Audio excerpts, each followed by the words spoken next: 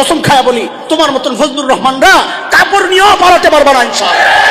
আজকে দেখেছি এক খবিশ, আমরা বলবো এটা খবিশ, আমরা বিএনপির যারা ঊর্ধ্বতন আছেন, নেতা নেতৃত্বে যারা আছেন, তাদেরকে বলবো এই পাগল সামলান, এই পাগল সামলান। ফজলুর রহমান না কি নাম, এই পাগল আলেমদেরকে নিয়ে এমন কটূক্তি করেছে, আমি তাকে সতর্ক করছি, সাবধান হয়ে যান, জবান সামলান।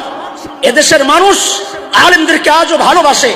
আপনার মতো 2-4 জন ফজলুর রহমান এই মানুষের প্রতিবাদের মুখে এই দেশের টিকার মতো শক্তি আপনাদের নাই, এটাই বাস্তবতা।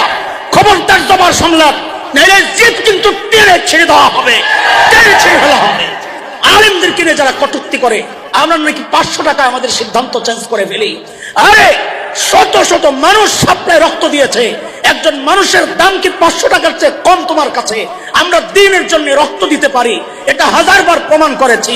আমরা দ্বীনের জন্য জেল খাটতে পারি, 1000 বার প্রমাণ করেছি। আমরা দ্বীনের জন্য কোরবানি দিতে পারি, সন্তানকে, আপনজনকে, সব কিছুকে কোরবানি দিতে পারি।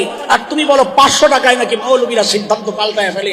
তোমার মতো 2 নম্বর পল্টিবাজরাই পারে, এইরকম নেককার আলেমদের পক্ষে এটা সম্ভব না। তোমরা তো কয়দিন আমেরিকারে টিপো, কয়দিন ভারতে চাটো। ক্ষমতায় আসার জন্য যাকে চাটা দরকার তাকেই চাটো, যার সুরে কথা বলা দরকার তার সুরেই কথা বলো। তোমাদেরকে আমরা চিনি, জনগণ চিনছে। দিন যত